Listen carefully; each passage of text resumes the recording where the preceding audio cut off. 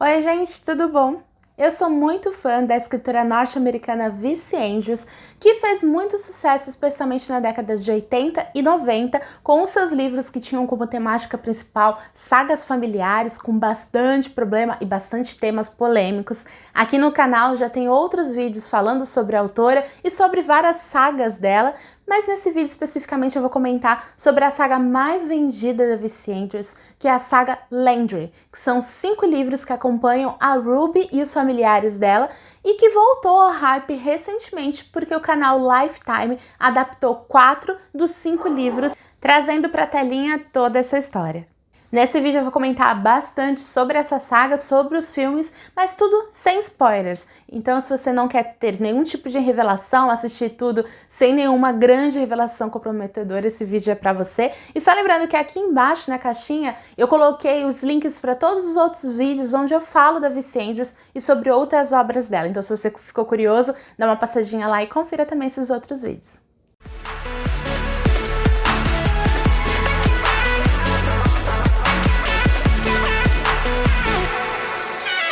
Mas antes da gente comentar um pouquinho sobre essa saga literária e sobre os livros da saga Landry, eu vou pedir para você dar uma conferidinha se você já está inscrito aqui no canal.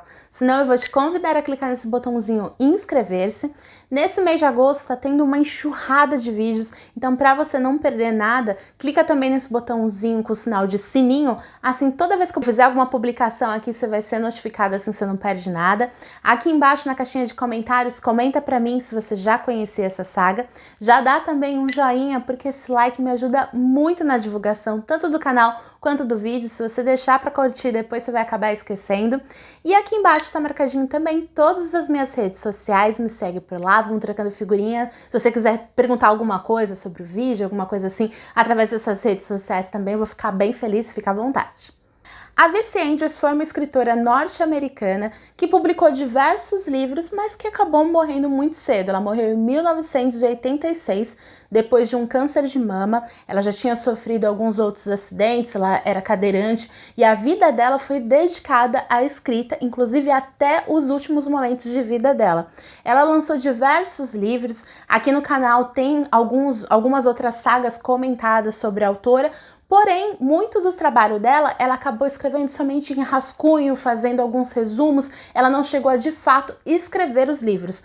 O que é o caso dessa saga chamada Landry, porque ela teoricamente teria escrito os rascunhos, pelo menos é isso que alegam os familiares, e os familiares contrataram ghostwriter, ou seja, um escritor anônimo, para escrever toda aquela história que tinha saído da mente da V.C. Andrews. Se é verdade ou não que ela tinha deixado rascunhos, a gente não tem como saber, mas que todas as histórias que vieram depois da morte dela têm o estilo da V.C. Andrews, tem. Nessa saga Landry, especificamente, quem escreveu foi o escritor norte-americano Andre Neiderman, que eu até já comentei sobre ele em outro vídeo. É um escritor que já é muito conhecido, ele tem algumas obras de muito sucesso, como, por exemplo, o livro O Advogado do Diabo, que foi adaptado para o cinema. Ele é reconhecido como um escritor individual, porém ele trabalhou durante muitos anos como ghostwriter, não só para as obras da V.C. Andrews, como para outros autores também. Então, em tese, quem escreveu essa saga Landry não foi a V.C. Andrews, foi o Andre Neiderman, com base nos rascunhos da V.C. Andrews. Então, a ideia geral dos 5 livros teria sido da V.C. Andrews. Na obra, a gente acompanha a Ruby.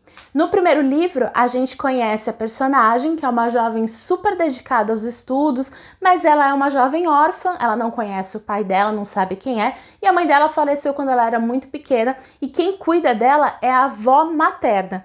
E ali ela tem toda aquela educação da família, tudo mais, mas não tem uma educação privilegiada, ela é muito pobre. Eles moram ali na Louisiana, numa das cidades assim que tem uma pegada mais de pântano, que tem aquela coisa da comunidade Cajun, que tem essa coisa do voodoo.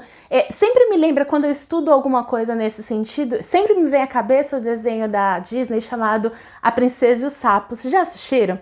Tem bem essa comunidade Cajun, tem essa coisa da cultura voodoo. Então todo o livro ele é norteado nessa cultura, nesse sentido. Então a gente tem muito dessa vivência que lembra muito Nova Orleans, que lembra bem a Louisiana. Então ela tem isso muito enraizado nela, ela acredita nessas coisas, ela segue alguns preceitos do voodoo e ela é muito dedicada a tudo que ela faz.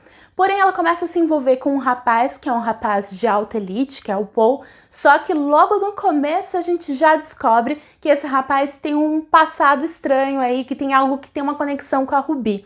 E acaba que os dois se separam por causa disso, e nesse meio tempo a avó dela falece e ela vai em busca do pai dela, porque a avó dela, antes de morrer, revela quem é o pai dela é um homem muito rico. A partir daí, muitas coisas vão acontecendo, a Ruby vai atrás do passado dela, ela vai procurar o pai, ela encontra mil coisas no caminho, encontra uma irmã perdida, encontra várias outras coisas, tem vários mistérios ali no meio. Como toda boa obra da V.C. Andrews, tem diversos vilões, a gente tem desde madrasta malvada até diretora de entidades que não gostam dela. Tem muita coisa acontecendo, eu adoro esses clichês da V.C. Andrews, eu acho que dá todo o norte para as tramas dela. Além do primeiro livro, que é o Ruby, no segundo a gente acompanha a continuidade da vida da Ruby, agora acompanhando ela já sabendo todo o passado dela, ela já conheceu o pai, a vida dela já começou a mudar e a gente vai acompanhando ela num reformatório, porque ela é encaminhada para um lugar onde ela vai ter uma educação adequada. Já no segundo livro, chamado Pérola na Névoa, a gente continua acompanhando a história da Ruby, mas agora ela já tá com um passado muito mais resolvido, ela já sabe quem é o pai, ela foi mandada para um reformatório, que é uma escola particular, onde ela teoricamente vai receber uma educação privilegiada, só que lá ela encontra muitos problemas. Ela tem uma irmã agora que também tem uma certa problemática, e aí a história toda vai se desenvolvendo, até porque ela vai encontrando novamente o amor dela, e aí outras coisas vão acontecendo. No terceiro livro e filme, que é o Brilho Oculto, a gente continua acompanhando a história da Ruby, mas muita coisa mudou, a vida dela mudou completamente. Nesse terceiro filme ela tem uma filha, então a gente vai acompanhando também muita coisa que vai acontecendo relacionado a isso. Eu não posso dar muito mais detalhes, porque senão vai ser revelado do que se trata, mas dá continuidade a toda essa história. E no quarto livro, que foi adaptado como o último filme da Lifetime, que é o Joia Oculta, a gente acompanha já a história da filha da Ruby. Então a gente vai acompanhando o desenrolar dela. Além desses 4 livros, né, desses 4 filmes da Lifetime, tem mais um que não vai ser adaptado pela Lifetime. Nesse último livro, a gente acompanharia a história da mãe da Ruby, que é a Gabrielle, com o pai dela. Então a gente acompanharia o passado. Isso já aconteceu antes em outras adaptações da Lifetime, como por exemplo, na mais conhecida da saga dos Foxworth, que já tem vídeo aqui no canal onde eu contei de uma forma bem detalhada tudo o que acontece nos 5 livros. Inclusive, a Lifetime nessa outra saga adaptou somente 4 livros e deixou o último sem adaptação, porque também contava a história do passado. Então contava a história dos pais, de toda aquela coisa que formou a família. E a mesma coisa que aconteceu com essa última saga. Acho que é uma decisão coerente, até porque as últimas histórias dessas sagas da V.C. Andrews, geralmente elas resetam toda a história e não faz muito sentido. Se você acompanhou isso em filme durante 4 filmes, acaba ficando um pouco cansativo no último voltar tudo pro passado, né? E às vezes revelando coisas que já tinham sido reveladas antes. Então não tem nada de tão especial assim.